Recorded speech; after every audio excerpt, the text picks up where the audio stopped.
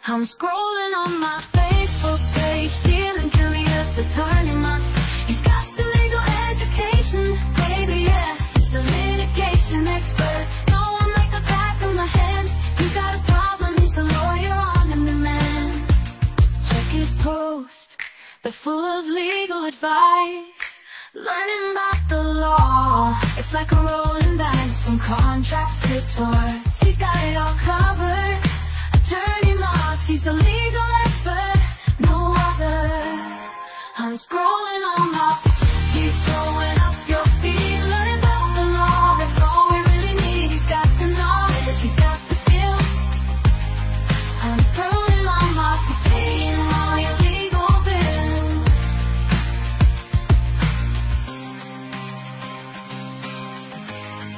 I'm scrolling on my feed, he's paying all your legal bills. He's got the legal education, baby, yeah. He's the litigation expert. No one like the back of my hand. You got a problem, he's the lawyer on demand. Check his post, they're full of legal advice. Learning about the law, it's like a rolling dice, from contracts to torts. He's got it all covered. Attorney Marks, he's the legal expert, no other.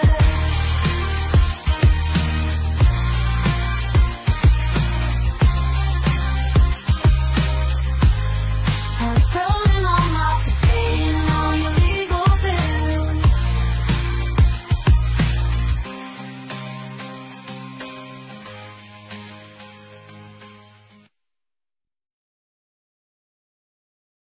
Okay, so hello.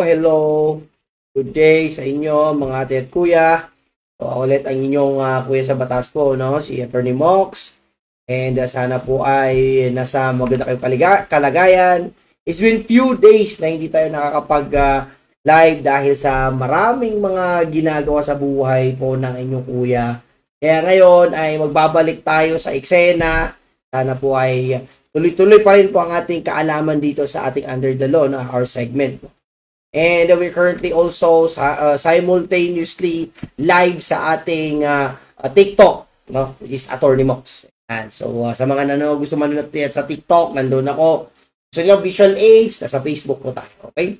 Anyway, without further ado, no, maraming medyo konti lang naman siguro ating pag-usapan.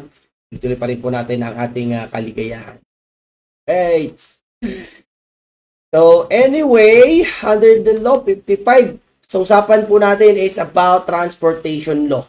Right? So ito, nahalungkat ko tong cases na to sa aking mga previews ng mga bar review materials. So parang gusto ko atang i-share sa inyo, no? Pero syempre, no, napag-usapan na natin yung a little bit about sa labor law, napag-usapan din po tayo a little bit about sa civil code, no, mas marami sa civil code, tsaka political law. Ngayon, we're going to move, no, fast-paced muna tayo papunta sa transportation law. Kaya medyo maganda yung pag-imagine natin sa transportation law, kaya sarap siyang i-discuss. Sa mga bago lang sa larangan ng batas, always understand that whenever we have a transportation law, it's always about common carrier. Palagi na lang yung usapan yung common carrier. Ano ba yung mga common carrier? Yung common carrier is actually it is actually a transportation, no? Specifically, not specifically a vehicle, but most of the time it is actually a transporting a vehicle that's transport the said passengers or the products, no, but hindi ibig sabihin naglilimit na doon, because we are also talking about common carriers dito insofar as yung usapan ng pipeline is also common carrier, di ba? Pag-usapan lang muna natin dito yung sa Under the Law episode 55, dalawa pong case po natin na nandito ngayon, nakabinbin. So pag-usapan natin. Okay, so we have here no Asian Terminals versus Simon Enterprises, a 2013 case. And also Sulpicio Lines versus Napoleon Cesante, a 2016 case. Now, this might be a little bit outdated, pero still pa rin a good law. No, ano bang ibig sabihin ito? Punahin mo muna natin yung Asian Terminals versus Simon Enterprises. Ano ba yung meron dito? No? Is bill of lading enough to identify the details of the cargo ship? Pero ba yung, sir, yung bill of lading? No? So, bill of lading is actually yung parang bill of lading is para siyang resibo, no? Resibo siya in between yung shipper at saka yung common carrier. Let's say for example, ako i-ship ko yung isang toneladang let's say for example, let's say sige, kaya gasolina na lang. Yan na lang, gasolina na lang. Yung gasolina, i-transport ko siya from USA papuntang Philippines. So, when the shipper, ako yung shipper, tapos ibibigay ko sa common carrier, we have a deal which is called bill of lading. Parang yun yung kontrata namin, no? Sa bill of lading, usually nandoon yung mga yung destination, yung mga information na kailangan alamin ng ating common carrier. Ayan. Yung price, yung gaano kabigat yung gamit, gano'n. So, ang tanong daw, yung bill of lading ba, enough ba yun, no? Is it a good evidence, no? It's either prima facie evidence or clear and convincing evidence ng bill of lading. Kasi, pag ang shipper ay gustong magpadala ng napakalaking product papunta sa ibang bansa, bill of lading lang yung aasahan nila. So, ano ba yung facts ng case po dito sa ating Asian Terminals versus Simon Enterprises? Now, si Asian Terminals, siya po kasi yung common carrier. So, yung ating shipper, si Simon Enterprises is they had this so-called transportation, no, from USA to Philippines, no, specifically kung yung nagkakamali sa Batangas, no, sa Batangas. But let's say for example sa Philippines lang, to be safe. Now, this product is a soybean. Alright? Soybean siya. So, first is that may pinadala sila na soybeans pero nagkaroon ng shortage. So, nung nagsimula siya sa USA, meron siyang karagdagang bigat. Tapos, nung dumating sa Pilipinas, nabawasan. So, magkano yung bawas? Yung parang bawas natin, kung di ako nagkakamali, is around 100,000 pesos yung nabawas. Shortage. Okay, round 2. Nagpadala ulit ang ating Simon Enterprises po sa Asian Terminals mula USA papuntang Pilipinas ulit. Now, nagka-shortage naman amounting to 20-something million. So, nagreklamo na si Simon Enterprises, yung ating shipper. Sabi niya, bakit palagi na lang whenever we are going to transport our soybean materials, pagkatapos namin sukatin doon sa USA, pagdating sa Pilipinas, nababawasan. So, it's a question, no? A very questionable, no? Kasi, may usapang bill of lading. Ano, bill of lading is, again, yun yung agreement between the shipper and the common carrier, yung magpapadala ng soybean. Ayan. Now, sabi naman ng ating Asian Terminals, hindi namin kasalanan yan, no? Of course, syempre, dadahilan sila na matagal na, it's been 8 months already, tapos ngayon lang kayo nagrereklamo, no? So, ano sabi ng Supreme Court? Of course, nagreklamo talaga Simon Enterprises. Imagine 20 million. 20 million was actually lost. So, anong tanong ngayon, no? Bago natin pag-usapan, ano ba talaga yung bill of lading, no? So, maliban sa bill of lading is more like a receipt, no? It's like a receipt wherein all the information of your product is there. Pero, ang bill of lading ba is conclusive? Bill of lading ba ay maaasahan ba? Yung bill of lading ba ay 100% na nandoon yung information na kailangang alamin ng common carrier? Is it so accurate na pwede nang asahan ng receiver ng ating common carrier ang magpapadala? Now, bill of lading, according to that case, is not a conclusive as to the actual weight of the goods. Consequently, the respondent must still prove the actual weight of the subject shipment at the time it was loaded at the port of origin so that the conclusion may be made as to whether there was indeed a shortage for which petitioner must be liable.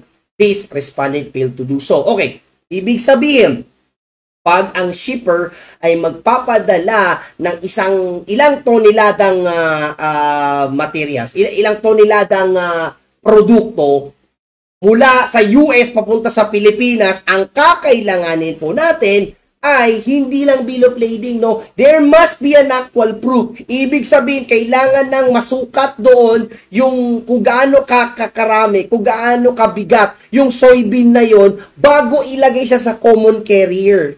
Kasi yung bill of lading, parang ipapakita mo lang, boss, ito po siya, 3,300 metric tons lang. Parang kumbaga, binigay mo lang. Of course naman, the common carrier would just say, okay, yun na pala information niya.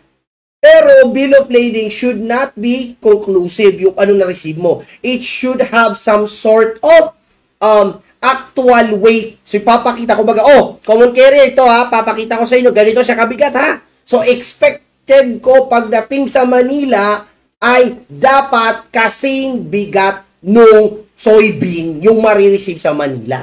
Wala silang naibigay, bill of lading lang. Bakit bill of lading lang? Of course, iba naman talaga kasi pag bill of lading because, you know, bill of lading is just like a resibo, okay? So, wala namang kontrata dun, no? Wala namang kontrata dun.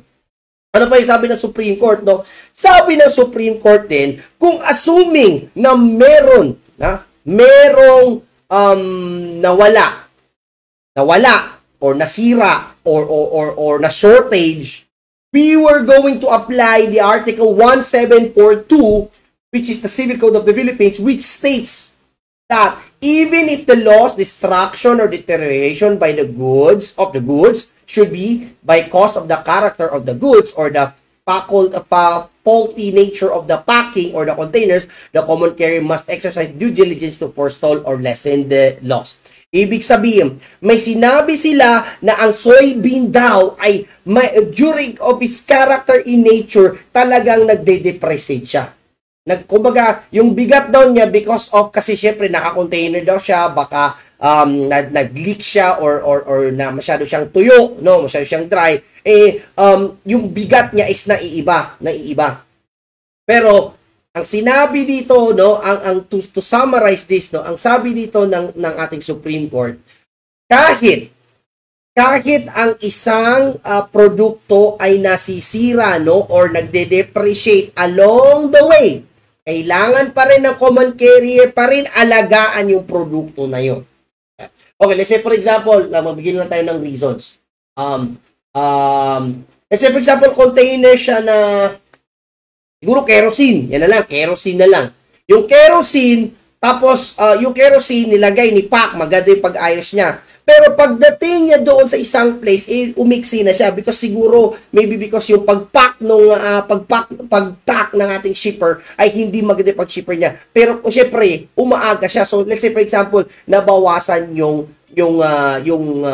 kerosene na yun. Now, the question right now is that, kumbaga, dahil hindi maganda yung pag-packing doon ng shipper, ano ba, pabayaan na ba yung ating common carrier? No. The common carrier should still find a way to make sure that they are exercising the diligence, no? The due diligence, which is the extraordinary diligence na kakailanganin ng isang common carrier para mag-alaga ng produkto, no, from one place to other. Yun yung tatandaan po natin sa Article 1742 that no matter the product is deteriorating because of the character of the goods or how it was packed, it must still be taken care by the common carriers, no, with the due diligence, no, to lessen the loss, no?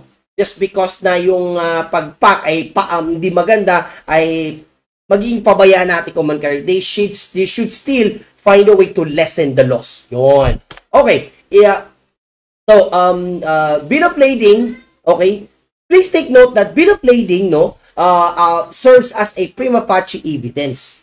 The presumption that the birth term brain bill of lading serves as prima facie evidence of the weight of the cargo has been rebutted, there being a doubt as to the weight of the cargo at the time it was loaded to the port of the origin.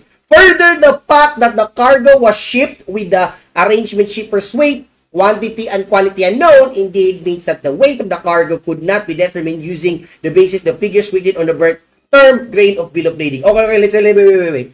Para maintindihan po natin, no, doon sa case, no, dito sa case natin ng Asian Terminals versus Simon Enterprises. Okay.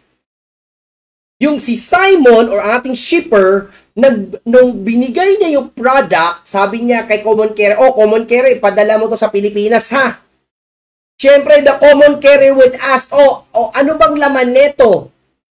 Ano bang laman netong mga product na to? Of course, the shipper would give the bill of lading only. Nagbigay lang siya ng bill of lading without knowing the accurate information. So, of course naman, umaasa din naman yung ating Common Carrier doon sa sulat na yon. Pero hindi dapat siya conclusive. Although it's a prima facie evidence, pero hindi ibig sabihin na yun na yung aasahan. Still pa rin ang shipper kailangan magbigay ng paraan para maipakita niya yung actual weight. Hindi lang sa papel.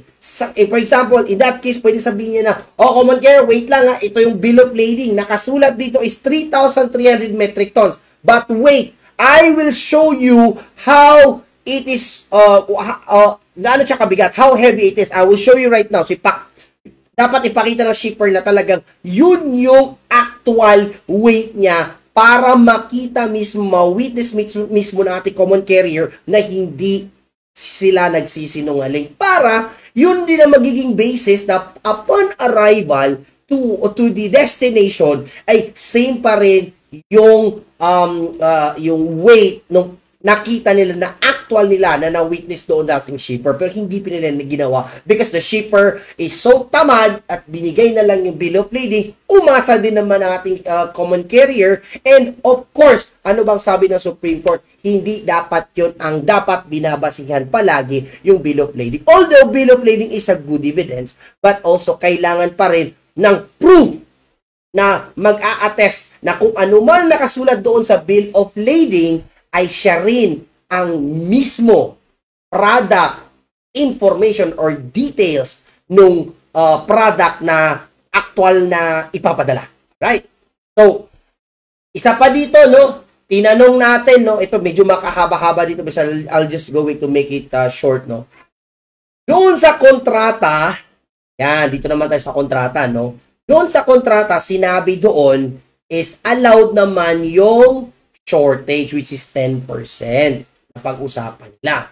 Because there is already an allowable 10% shortage, ibig sabihin, kung magkakaroon man ng different in results. For example, yung shipper nagpadala siya, tapos nagkaroon ng konting slight differences as to the weight, which is actually 10% allowable shortage. According to sa contract, pwede po yun. Tatanggapin na po yun ng shipper. Ibig sabihin, napaka-importante pa rin po yung bill of lading because meron pa rin pong kontrata doon na dapat pa rin pong sundin. Because sabi doon sa kontrata ay ang shipper ay pwede siyang i-waive, no? Okay lang sa kanya na mabawasan man ng 10% yung product na yon, pwede pa rin yon. So kasi nangyari kasi is yung 3,300 metric tons, parang 3,100 metric tons yung umabot lang sa Pilipinas, which is still part ng allowable shortage ng 10%. Ano ibig sabihin dito? Bill of lading is still important, no? Because of course, nandun pa rin yung contract agreement between those two. Alright, between those two. Okay. Now we're going to move to the next topic, no? We are also going to talk about one of the landmark case po, no? Of Sulpicio Lines and the Napoleon Cesante. All right. So, okay, I'll give you the facts of the case. Okay. Sulpicio Lines. The Sulpicio Lines is working as a passenger, no, na ship, no, barko. Yan. Nakasakay doon yung mga 358 ba yun na passengers. Now, because binigyan ng go signal itong barko na to, naglayag sila.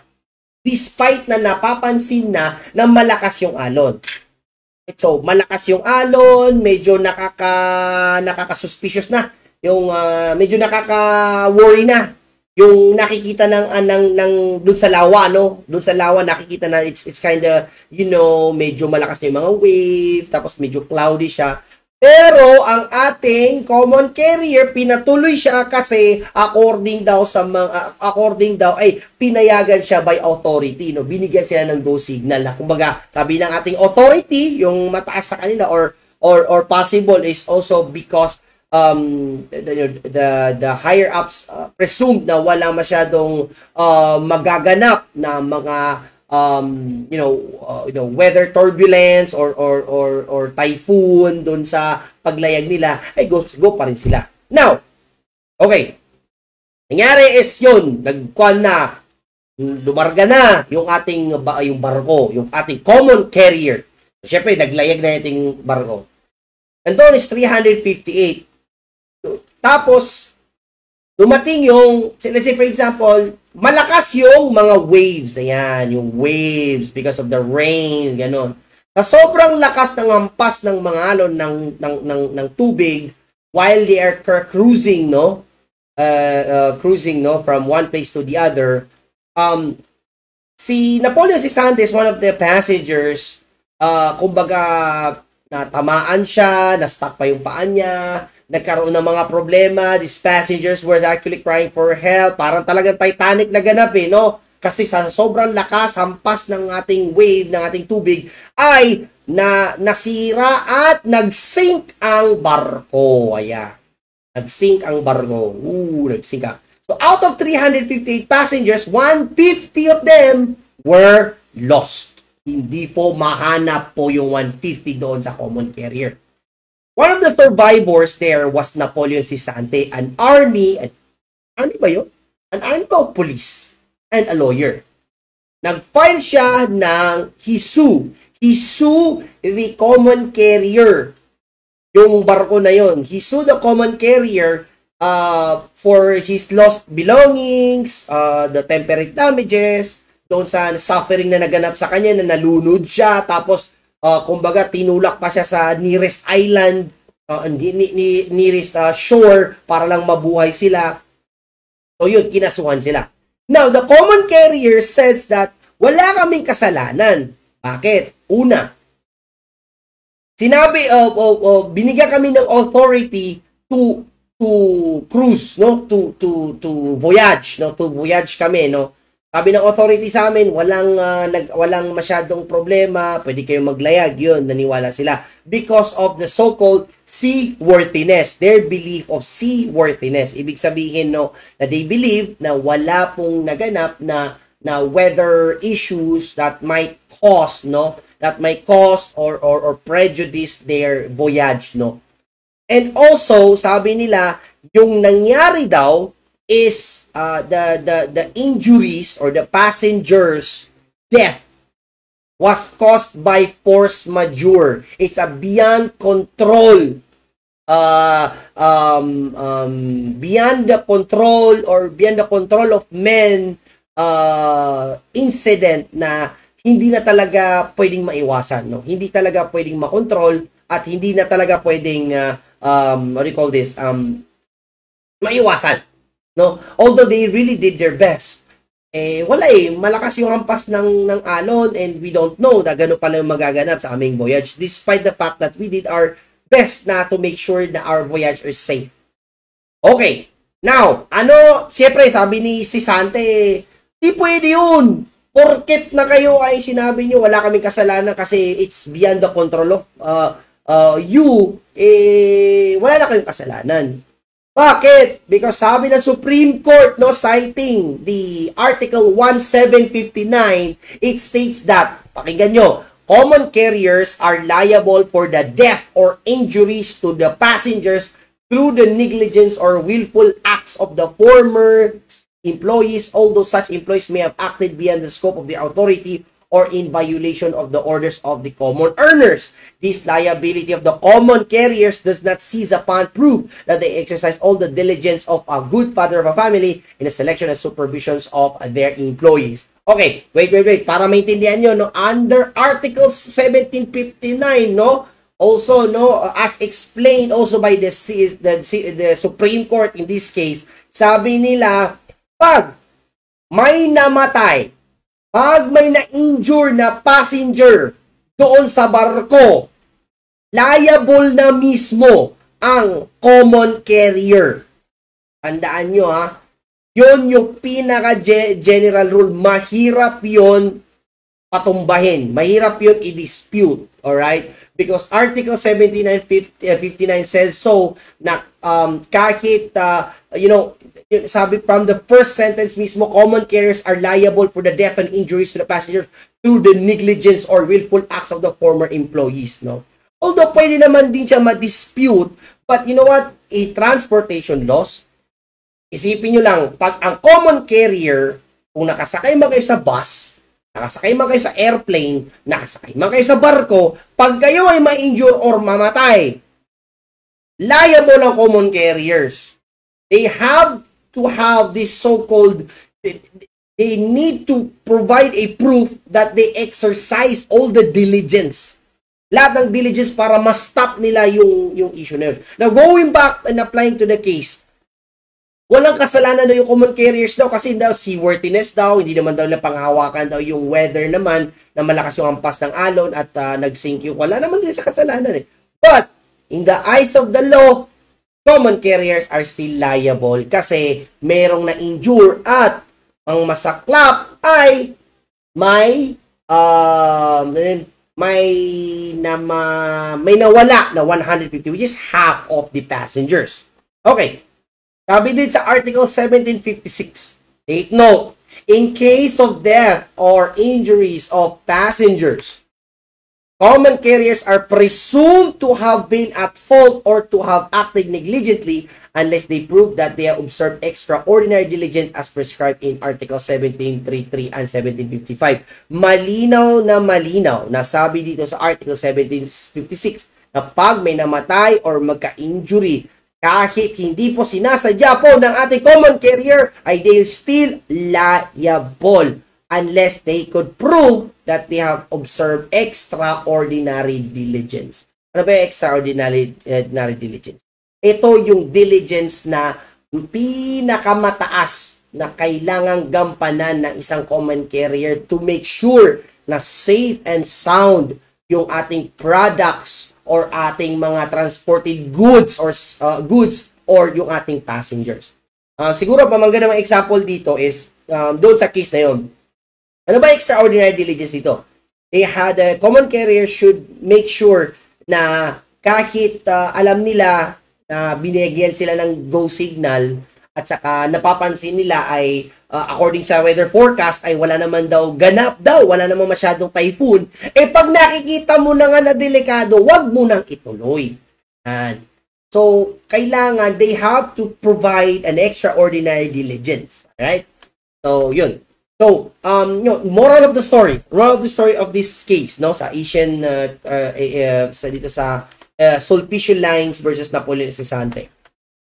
Pag kayo po ay nakasakay po sa isang vehicle or airship like airplane, bus, jeep, barko, alright? Which is considered common carriers. Ano ba common carriers? Usually, para sa akin, para maintindihan, common carriers is like a public transport, no? Public transports, like, sila ay kumukuha sila ng mga pasahero, sila ay naglalagay ng mga products para ipadala doon sa ibang lugar, ganon. So, example is yung Myers, siguro ano pa yung mga barko natin, MV Princesa, Kokalyong, Super Ferry, ganyan. So, yan, Tugo, yan. So, yun yung mga airplane naman is PAL, Cebu Pacific, AirAsia, so on and so forth. Okay. So, pag kayo ay masaktan, no, ma-injure kayo, or may mamatay sa kanila, liable ang common carrier. Kailangan nilang magbayad sa inyo ng damages. That is very, very important po, no? Kaya, kung papansin nyo sa ating mga Facebook mga post, no, na minsan pag may makita na isang pasahero na nagwawala, example nagwawala yung pasahero, the common carrier, mga flight attendant, i-deplane nila, palalayasin, paaalisin yung nagwa-wild na pasahero kasi natatakot po ang ating common carrier na pag may masaktan sila, liable ang common carrier. Kahit pigilan pa nila yan, pigilan pa yung nagwawala na yon. Pag yan, may masaktan siya, liable ang ating common carrier. So, although yung common carrier ay mahal, especially pag mga airplane, still pa rin, they need to exercise extraordinary diligence kasi although mahal nga yung binabayaran natin sa kanila, mas mahal ang danyos na pagbabayaran nila kung again, may namatay or may nasaktan during that this passenger is aboard, no? Aboard on the said vehicle. So, yun po yung ating Under the Law episode 55, no? So, po ay nag-enjoy po kayo, no? Medyo napahaba po ang ating usapan. But anyway po, no, we are still going to continue our advocacy to help you guys. Sana po ay nag-enjoy po tayo and sana no, try po natin po na i-continue pa rin po natin yung ating trabaho bukas. Again, ito po ang inyong kuya sa batas po. Nagsasabi po sa inyo na mahalin nyo ang inyong asawa dahil sila po ang tunay na batas. Bye-bye! I'm scrolling on my Facebook page, feeling curious, attorney months. He's got the legal education, baby, yeah. He's the litigation expert. No one like the back of my hand. He got a problem, he's the lawyer on the demand. Check his post, they're full of legal advice. Learning about the law, it's like a rolling dice from contracts to torts. He's got it all covered. Attorney Marks, he's the legal expert, no other. I'm scrolling on my he's blowing up your feet, learning about the law. That's all we really need. He's got the knowledge, he's got the skills. I'm scrolling on my he's paying all your legal bills.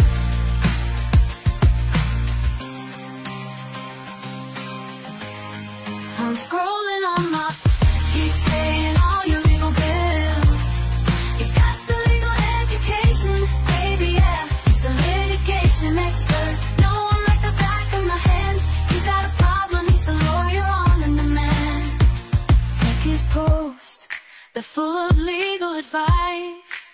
Learning about the law, it's like a rolling dice from contracts to torts. He's got it all covered. Attorney Marks, he's the legal expert, no other.